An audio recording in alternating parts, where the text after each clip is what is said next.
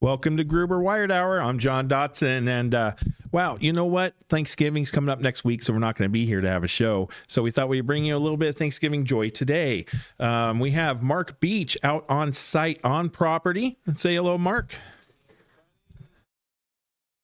That's where I'm at, John. Where are we at right now? Gruber Motors? We're right out front of Gruber Motors. There we go. What do you think? Look at that. That's the pretty. We got some Tesla Roadsters here parked out front. Look at that beautiful sky in the background. Take a walk inside. Beautiful day out there, Mark. Yeah, it's gorgeous. That's why we live here. So, Mark, we're talking about Thanksgiving today, and we're going to go talk to some employees and kind of just walk around the property and show it off a little bit and talk to folks. But what's your favorite part about Thanksgiving? The turkey. What are you talking about? Turkey. Turkey. There's Pete. Oh, we have to go say hello to Pete there. Here you go, Pete. Welcome to the auto shop of the future. Yes. So what do we got going on over here? Well, what we have here is an electronics lab, and we intentionally start our tours here because this is really indicative of what automobiles have turned into. It requires an electronics lab in order to repair the stuff that's in electric vehicles. Here, for example, we have a power electronics module. This is a three-phase inverter from the Tesla Roadster that changes all of that DC in a 1,000-pound battery pack to three-phase AC to power the drive motor. Right. And we didn't start out doing that, did we? This was kind of an add-on to or a natural progression of doing the batteries, right? Well, this was actually, yes, part of the critical power team, which has been repairing uninterruptible power systems for 3 decades when we got into this 10 years ago. Wow. Same technology, it turns out, in the cars as is in a data center in an uninterruptible power system. Wow. Okay. Yeah. But so what we're doing here is these parts have been out of production for over 10 years, since 2008, actually. And in order to repair something like this, we have engineers. This is our chief engineer's workstation. He's old school. You'll see an old oscilloscope there, power supplies, heat kit stuff. He actually reverse engineers the boards, develops schematics, and that's how we end up repairing these legacy parts for the Tesla Roadster, which is no longer in production. That's awesome. Nice. So yeah, show you folks something out here in the shop area. It gets even more interesting. You're going to see more Tesla Roadsters here than anywhere on the planet. And they come in from all over the United States. Here's one of our engineers using laptops to... Happy Thanksgiving. Unusual, but not terribly unusual. We have 3 Twilight Blue Roadsters here. This morning we had 4. There was actually one underneath as well. Sometimes these cars they come in clusters of colors. And right now it happens to be Twilight. It's the blue season. So what's inside the car is even more interesting. There is a 1,000-pound battery pack inside this car. There's a part of it there, but you can see the whole thing here in the shop lab where we work on the large 1,000-pound batteries out of the Tesla Roadster. And there are 6,831 lithium-ion cells in one of these large packs. And those are just like regular cells like you would put in a vape. Exactly. I mean, they are vape cigarette cells, and this was actually Martin Eberhardt's innovation, who is the original founder of Tesla, him and Mark Tarpenning. And then Elon came in about a year later as a financial investor. Yeah, I mean, what a great idea. Take something that's already being made and would fit the bill and just blow it out, right? So what they're doing in this area here is, and this is very much like an operating room, one of the sheets came out of one of these 1,000-pound packs. And what they're going to do here is repair the pop rivets that were used back in the day and change them to PC hardware so that we can torque it. Turns out the pop rivets wasn't a great idea, and with age, they became loose and corroded. Gotcha. A lot of the test equipment you see here is custom made. You can't go to Amazon and buy any of this. And A lot of it is, of course, computer-based because we have to communicate with the cars through laptops. Nice. Yeah. And then there's So- low-tech auto. What is that little guy right there? Well, let's go look at it. Before we get there, take a look at our new alignment rack. We do a lot of suspension work because the Tesla Roadster now is 16 years old. And the shocks are gone, the bushings are gone, the suspension needs to be overhauled. And this machine actually allows us to do a full alignment on a car. Hey, Mark, I have a question for Pete. John has a question for you. Sure. Hey, Pete, you said these vehicles are going on 16 years old. With routine maintenance on them, through our abilities, what's the expected life expectancy after that? Well, no one knows, John. That's the simple answer. Unlike ICE cars where you have predictable wear, such as engines and bearings and pistons and rings and transmissions, in an EV, you basically have a battery-based drivetrain. And we're finding that these three-phase AC induction motors in these cars are bulletproof. The batteries, of course, is a different story, but those are replaceable, just like the wear items in an ICE car. Nice. Yeah. We work on also other EVs, and here's a good example. This was a company that came to us, Electromechanical Solo. This is a three-wheeler. And this car is very unique in that it exemplifies where transportation should go, which is single commuter type transport, especially if you're commuting to work. I saw some of these when I was over at by the Scottsdale quarter over there, right across. Yeah, they had a little setup and they were selling them. What's strange about this car is once you get inside it, you realize that you can get out either side. Huh. There's only one seat. That kind of makes parking handy, right? Yeah. And it being a three-wheeler, if you're heading toward a pothole, there's no way you're going to avoid it. Where do Yeah, you sit your wife? Can't think you're going to run something under the car because it hits the back wheel. Ask Pete where he puts his wife then. Where do you put your wife? Yeah, exactly. Well, It's a bachelor car. Single commuter, great for college kids, for example. It is electric vehicle, so no emission. And once you're inside the vehicle, it feels just like a car. So Yeah, we work on these. We also are starting to see some other exotic type hybrids. We were doing Priuses 10 years ago, and currently we're doing the LaFerraris. And we have a McLaren P1 Nice. coming in. And well, I know when that LaFerrari was over here, you had a steady stream of employees kind of swinging by to take a look, huh? a very unique car. Hey, But yeah, we have a lot of fun here. And of course, what we're doing here is consistent with what we're doing with the other divisions, which is we're in high tech. Okay. Yeah. We happen to be in high tech transportation with this group here. And this is really the glitzy part of the business too. This is like you got 1 million views on GMC, right? On the Motors channel. 1 million subscribers. 1 million subscribers. Yeah, views.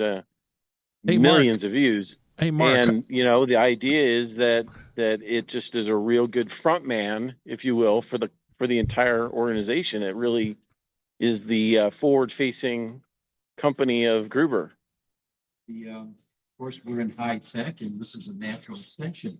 We're also excited about getting into robotics, which of course has a very polarized following. Sure. People worried that robots are going to take over the world, circa iRobot, right? Taking jobs, I think. Yeah, right. Hey, Mark, Highlander would like to know where Pete's sunglasses are. Oh, Highlander wants to know where your sunglasses are.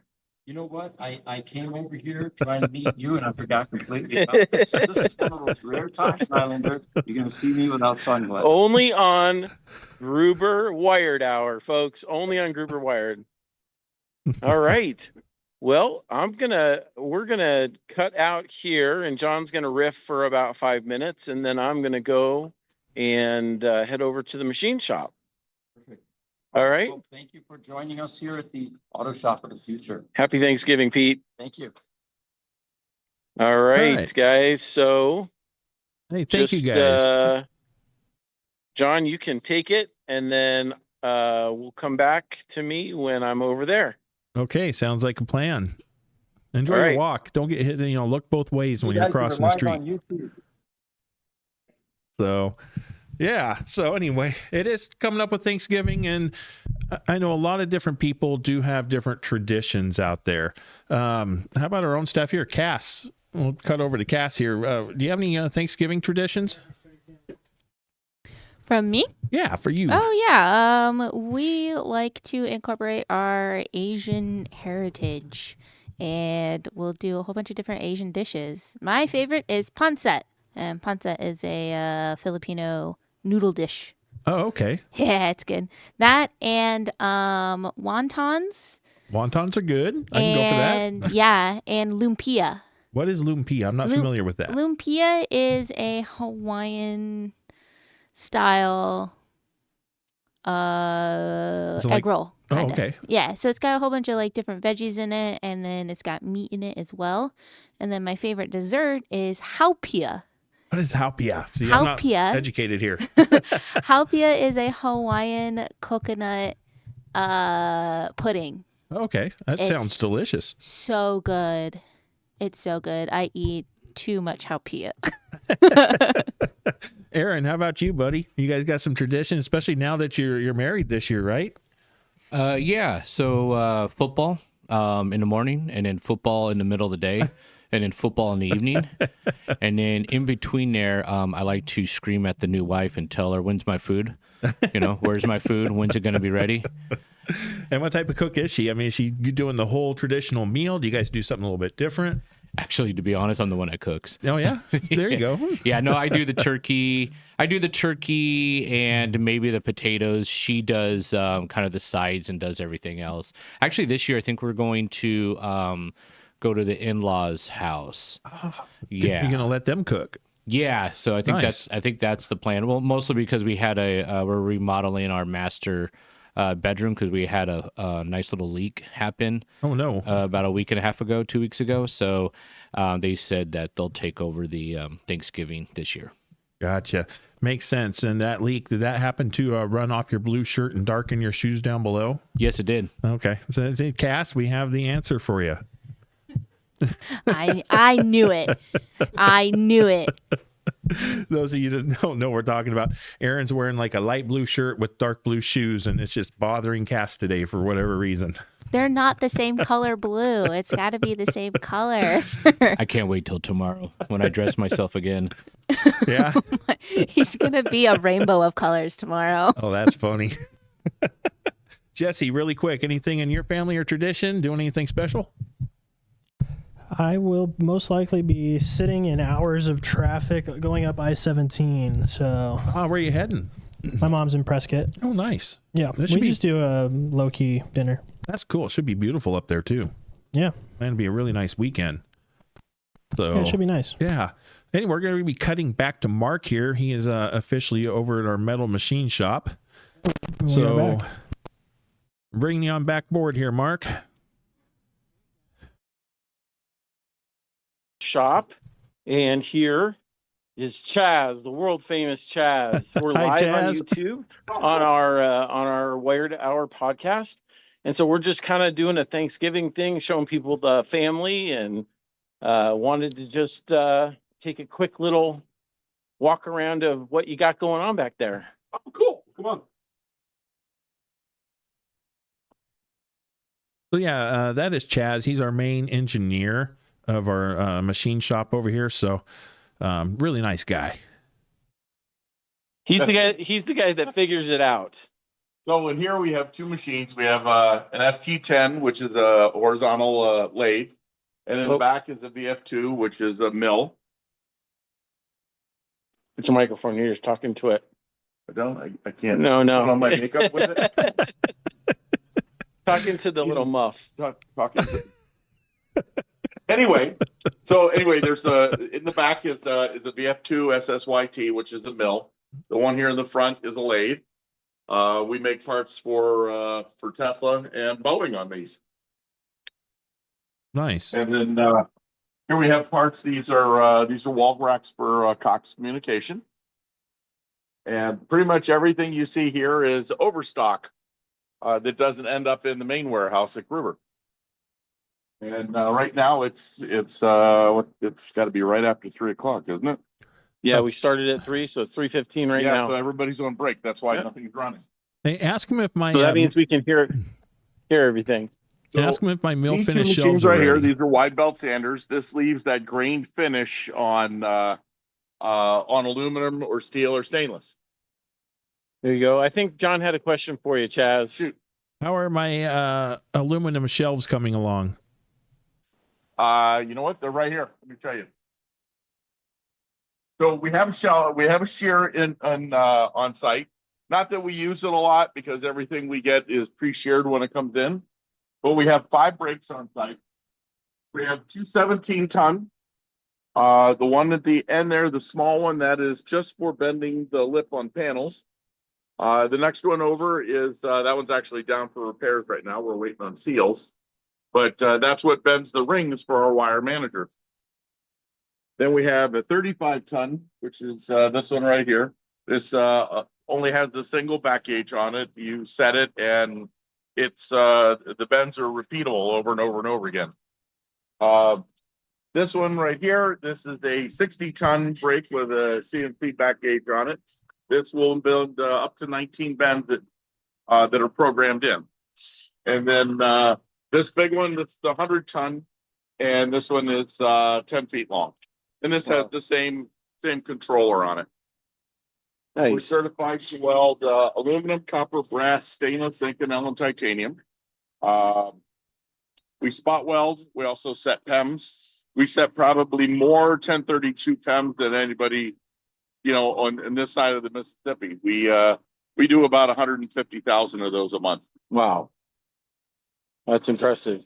We have a 2,500 watt laser, which actually is running right now. This is Brian Simmons, our brake operator. Hey.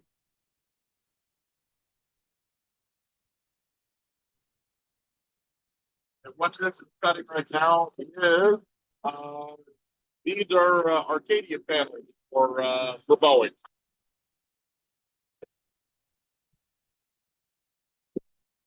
Yeah, that laser cuts Very like cool. butter. Very good stuff.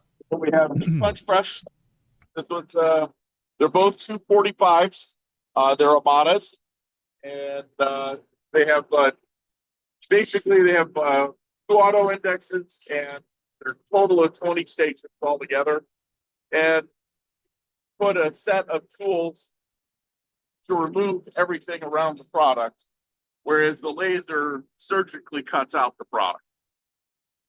Hey, Mark. Mark, can you That's have pretty him? neat. I'm fascinated by the laser. Hey, Mark, can you? What do you think, John? It's pretty cool. We have I a can't question. hear you over here. Yeah, it's a little loud. It's Is it a little clipping loud? out. Hold Okay. on. We'll get out of the noise. He's punching stuff out here. Hey, really quick, we These are actually Highlander. punched on the 245, and these are parts for Boeing.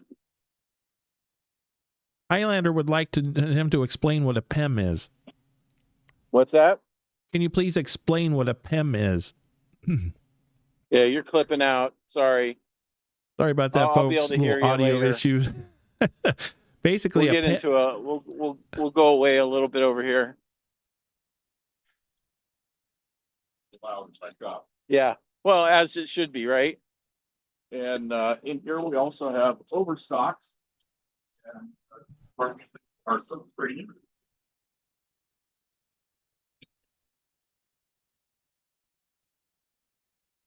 And we do silk screening for lots of companies. Bling Sauce. These guys make great marine RV. They make all the coatings for leather. I don't know if we're allowed to you even say anyway. We're not a paid promotion, but these guys have a great product. Oh, Highlander was wondering what a PEM nut was. Can you explain a PEM? Oh, sure. But here, this is that's an idea of what we can do for silk screens. That one has 7 different colors on it. And you want to see a PEM nut, we have to go back over to the other side of the No, shop. just explain what they are. Well, a PEM nut is a pressed in nut that is, depending on the size of it, depends on how much you need to use for force to press it in. But once it's pressed in, it has a knurling on it that displaces the metal and grabs a hold of the nut. So they're used in racks, right? Yeah, well, yeah, we use them in our racks, but most of them are used in all the wall brackets. Okay. And what's nice is you can't strip them because they're made out of a tool steel, and you'll strip the screw before you strip the nut. Okay. So Yeah. you just back the screw out and put a new one in it, and life is good. You don't have to worry about it. There you go. Yeah. Yeah, And- because the racks are usually like aluminum, right? So Right. that would have a lot of give to it. This Yeah. And solidifies one of that. the problems we had is the bases of the racks. We have it's a 3/8 thread bolt that was in, and we had a few of them that were cross threaded when we were tapping them. So we ended up going to the PEM nut, and now it's not possible to cross thread it. Right. Right. Yeah. All right. Hey, Mark, Cool. we got a few moments left. Why don't you walk back to the sales office now? Okay, will do. You can cut away from me, and I'll walk over there. Thank you, Chaz. All right. No problems. Hey, happy Thanks, buddy. Thanksgiving, Thanks a buddy. lot. So yeah, a little bit of our machine shop there, and Chaz. We do a lot of metal products, racks, brackets, shelves, wire management, and also we do a lot of custom metal fabrications. So that's kind of the shop where all the action takes place and what takes place there. Chaz is just a great engineer and just great at the trade and what he does. So we have a great ability to do quite a bit there. A PEM, once again, there's a couple different things there because Pete kind of chimed in as well. There's PEM nuts, which are used in the metal products, okay? And then you have the PEM for the Tesla Roadsters, which is considered the power electronics module. So two different items there going on, taking place, because we were at Gruber Motors a little bit earlier. And so that PEM at Gruber Motors in reference to the Tesla would be the power electronics module. And in the machine shop, a PEM nut would be the PEM nut that's used in the metal products. So, let's see, we got some other stuff here. Highlander, the metal flexing when you put in a PEM was a big problem for us. I'm not sure in regards to what you're talking about, Highlander, but you may have had some issues with that before. And so, yeah, that can be a problem. But we did go to the PEM nut like Chaz was explaining in our metal products because it really does help with, cross thread, and you're gonna cause an issue with the screw before you ever cause an issue with the threading of that nut. So just a little clarification as to what's going on there. So yeah, pardon me. Thanksgiving to us and our families, just lots of family, lots of food, lots of fun. We get together. Some people like to watch football. A lot of our family like to play board games. We play a lot of family board games. So that's kind of fun to us, whether it's, the Phase 10s. Do you guys have favorite games you like to play? Aaron, Cass, Jesse? I played Dungeons and Dragons. I haven't played that since I was in high school. Monopoly. Monopoly, which one? There's so many versions out there. Just the regular old school one. There you go. And my sister cheat. How does she cheat at Monopoly? Oh, all of them do. Do they? Yeah, they gang up on people. Yeah. They're vicious. So it looks like we're finally getting back to the main sales floor here. So we're going to cut back over to Mark. So here we go. And when you walk into our building there, you're going to be greeted by Ann. Hello. Happy Thanksgiving. Happy Thanksgiving to you all. We're introducing our YouTube audience to our family here at Gruber for Thanksgiving. Well, nice to meet you and have a great Thanksgiving. There you go. And here's our sales floor. Did they all leave? They There's knew we were Crystal way coming, back huh? there saying hey. Hey, run back and say hi to Steve. There's Harry, Look at Zach, these guys. Noah with his back. There we go. There's Crystal. Hey. Hi, Crystal. Hello. Ask them all why they don't have the show on. Yeah, why are they not watching the show? The show on. They want to know. There's Terry. John, look, hold on. Oh. Just Terry Okay, back there, huh? he's got it on. It said Terry had it on, huh? Yeah. No Robinson, he's not there. All right. And then let's see. Should we go back into production? Hey, look at that display case. Look how beautiful that looks. Yes, John Look wants at you to that. know he did that. Yeah, I reorganized that and put that together for us. So anyway, So if you going back buy into cables production. from us, you know, fiber, copper, this is where it's done. There's Lee.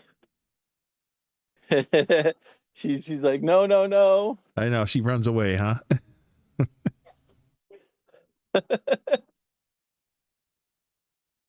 So yeah, these are the are where team. the Yeah. cat cables are built.